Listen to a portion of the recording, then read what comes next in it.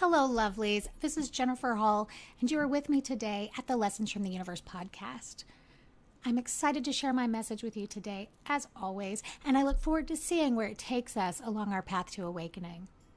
If you have questions or comments, show ideas, feel free to email the podcast. The email is jen@psychicjenniferhall.com. That is Jen with 2 N's at psychicjenniferhall.com. If you love today's podcast, please subscribe, share it, like it, or review, and help us grow our audience so that we can get more people than ever on the path to their something better. Here we go. I want to talk about spiritual law, that perfect, unfailing, prevailing energy that lies beneath everything. That thing that some people call God. I call it God. Some people call it physics. What it is perfection. Now let's be clear, it's not perfection by human standards. Good, bad, or indifferent are all human things, and they're not real. Spiritual law is perfection, like mathematics. Maybe you've heard me say it before, but spiritual law is as pure as simple addition because 2 + 2 = 4. There is cause and effect, and everywhere you look around you, spiritual law is actually this really perfect thing. Good, bad, or indifferent being irrelevant, it is always perfect. Sometimes we have to take a minute and look beyond the hurt or the loss that helps make that clear. But the truth is, when you let yourself see it, everything actually makes a whole lot of sense. One thing leads to another. Our actions create things. This is often called karma. Now, the confusion with karma is people think they're trapped underneath it, trapped under the karma of some past life, trapped under the karma of who they used to be in this life and the mistakes that they made then. But this is all malleable, fixable. We can change it if we change, if we believe we are different and our highest self is aligned with that belief. We can escape that karma. So understand, spiritual law, God, is not some mean punishment enacting entity, being, or energy. It is a completely moldable sense of self. And so the question is, what will you do with this power? You have to understand at the core of you how perfect it truly is. If you plant an acorn, you will get an acorn tree. Now, maybe it's not called an acorn tree, but you get my drift. Okay? If you put ugly out there, you will get ugly back. Understand that this is unfailing, whether you see how it works out in the lives of others or not. I have people come to me and they say things like, this person, my ex, my coworker, whomever, is this horrible human being, and yet everything seems perfect and right in their world. Well, my darling, that is a show. Either you are incorrectly judging this person as quote unquote bad, or you're just failing to see how karma is outworking in their life. I don't care how rich they are. I don't care what their family looks like. You don't know what's going on inside of them, and therefore it's not your business. Do you get that? When the religious zealots say things like put it in God's hands and let it go, they actually have something right. Well, maybe they have lots of things right, but the thing they have right is that we must let the karma of another, that perfect outworking of spiritual law, take care of itself. And therefore, the only place that it matters is within us. Our very thoughts have power to enact the law, to create things. We must take that power very seriously and use it correctly. That starts first and foremost with recognizing that your very thoughts do create. Review your life. Every time you believed you would get sick, what did you do? You got sick. Every time you truly believed that you would succeed, you did. And every time you believed you would fail, you failed. This is the truth. You can argue some surface level of understanding, but get deep within yourself and you will not be able to argue that this is true. And so we take the perfect spiritual law and we use it. At first, you will catch yourself deep within your own negativity before you realize it. I like to shake my head like an Etch-a-Sketch. My young people may not know what that is. Go ahead and Google it. An Etch-a-Sketch is just that toy where we used to turn the knobs and draw things, right? And if you shake it, that thing is gone. So you shake your head like an Etch-a-Sketch and you say, erase, erase, erase. And you replace that idea, that image, or those words with something new. And if you are, or when you become strong and confident in the world to speak your truth and claim what's yours, correct your words as they fall from your mouth. Say, oh no, I didn't mean that. Erase, erase, erase. Today is a wonderful day. Spiritual law is perfect. 2 + 2 = 4. Every religious guru taught this. Jesus called it the law. If you go back to the original Aramaic version of the Bible, he talks on and on about the law. Now, what we have done is interpreted that word through multiple languages to be Lord. And I personally find the word law and the word Lord to be equal when it comes to discussing the power of the universe or the power of God. If you go back, what you will hear Jesus say is perfect is the law, holy is the law, unfailing is the law. And it is the great pleasure of spiritual law to give you the things that you ask for. The things that you ask for. Be clear. Never once did Jesus or any other guru say, not Buddha, not anyone, none of them ever said, God will filter your thoughts for you and decide for you and say, oh, no, Jennifer doesn't really want that. The universe says all she does is think about it. All she does is talk about it. Let's give it to her. Be careful what you are praying for, beloved. Your every thought is a prayer. That does not mean you should fear it. Our thoughts come and go. This is actual neuroscience. It is, what do I do with it? Do I dwell in it? Do I repeat it over and over and spin it again and again and again? Or do I say, erase, erase, erase? This is not my truth. The truth is, I am abundant. I am joyful. I am loved. I am healthy. I am safe. Whatever it is. Do not dwell in the negative. The future doesn't exist yet. Pick which version that you visit. And if you don't want to revisit the pains of the past, for God's sake, don't revisit them too often. Don't go back there in your mind and dwell and twist and roll it around. Don't do that. The universe says, oh, she hasn't gotten enough of that yet. Let's give her more. Instead, claim with determination, been there, done that, not going again. You do have the power to make that decision. And if the lesson comes back around, then you need to ask yourself, how clear have my thoughts been about what I really do want to manifest? You have to be deeply honest with yourself. Understand something. The process of awakening is a deeply honest, humbling experience. You must be absolutely teachable. You must be willing to admit where you have been wrong, where you have been flawed. It doesn't mean you don't recognize how far you've come. Please understand. In fact, the past couple of weeks, I've been reminding my people, my regulars, I love you. I believe in you. I am proud of you. But it is not my job in the world to just pet you and tell you where you're good. It is my job to push you to be better and better, to get closer and closer to that perfect version of you came here to discover. Get you closer to your highest good. Do you want your highest good, beloved?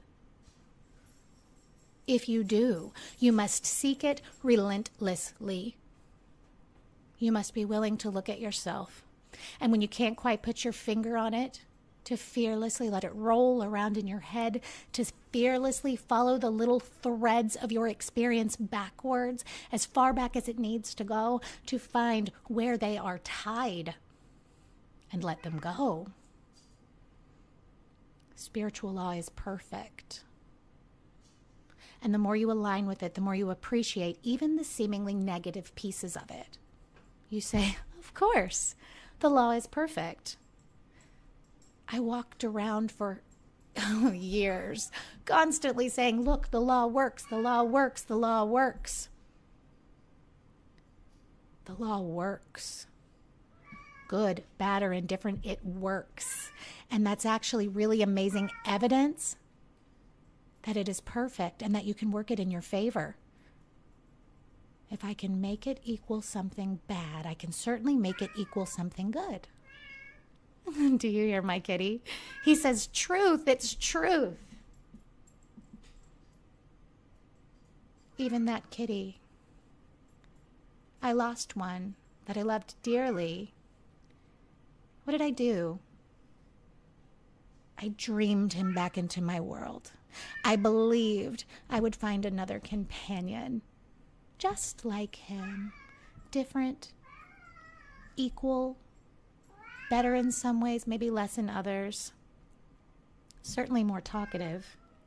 I assume you can hear him. You know, the law works. Whether it's a lovely pet, falling in love, your dream job, becoming someone you only fantasized you could be. Be powerful. Transform envy into admiration. Transform fear into determination. All those things that make you uncomfortable are the very things you are here to either overcome or manifest or both. The law is perfect and unfailing. Use it. You'll know that you're using it. You'll know you're transforming it because you'll start to see. Or, do be warned, you may start to have unpleasant dreams. That sounds counterintuitive, but be careful, beloved, because a lot of my friends on this path to awakening start to believe that every dream is a prediction. But the truth is, it is almost never. I would dare to say never, but never say never. Our dreams are either information or purging. And you'll know that you are transforming your future, that you are manifesting something different when you start to dream out the worst case scenario of your life. Wake up from these dreams and say, thank you, God, I don't have to live it. Recognize that the energy, that catalyst that has been pushing you towards that thing you don't want, if you're no longer going to manifest it in your real life, the energy has to go somewhere. And so it is very common to dream it out and either wake up and think, oh, thank you, God, I don't have to live it. Or to just wake up where you know something like incredible and awful happened and, wow, I'm glad I didn't have to see it. Release. Release that old energy. Pass the tests in the easier forms, puzzles to solve in your thoughts, or dreams that you can wake up from and set yourself free. Begin to work with the truth, the perfect, unfailing law, 2 + 2 = 4. It is that simple. It truly is. I mean, I can hear some of you thinking, oh, it's just not that easy. It is. In one of my last episodes, I gave a few strategies for how to deal with your thoughts. Yes, it is creating a new habit. You must practice. And you must also be okay with the idea that shit happens. You're going to have thoughts sometimes. Don't let them own you. You will get hurt because sometimes people suck, but they're doing the best that they can. Recognize that it's not about you. I need all of you to spend some time this week really thinking about the truth that it's not about you, because there is an epidemic of people promising me, swearing to me that they are not making it about them, but I'll be damned. When we get to the bottom of the conversation, they're still making it about them. They're still making it about them. Be clear. Be clear. I'll give you a really simple example. Just yesterday, I was talking to one of my lovelies, and he has been dating this guy. And the guy was doing meal prep. He was just helping him, right? And when they were done, he started to clean up the kitchen. And the guy gets real nervous. And he says, you don't have to do that for me to like you. Now, my client tells me that what he did was go on this tangent about how he's a Virgo and he does what he wants and he likes to clean and blah, blah, blah, blah. And I get that. But he made it about him. This guy wasn't telling him something was wrong with him. He was revealing that certainly he has made people in the past feel like they couldn't do enough to keep him or make him like them. If my lovely would have just taken a beat and said, what is he trying to say? It's not about me. That's a simple one. But it happens all kinds of times. Strangers and loved ones, big things and small. We have to take a minute and remember this is not about me. It's not about me. We deal with them and what it is about them, and then we can be heard, and then we can keep moving. It's not punishment from the universe when another person falls short. The only punishment is that when we take it personally, we feel like shit. The law is perfect. We have to use it perfectly. And sometimes that means understanding another person and choosing how we feel. My son was being, a real pain in the ass to my daughter the other day. She was super calm about it. He asked her why. She said, I don't want to be mad at you. I think she's a master at this because they just got grounded too. And they were sitting here and he was very, very upset. And she was singing. She was singing while she did her homework. And he said, how can you be happy?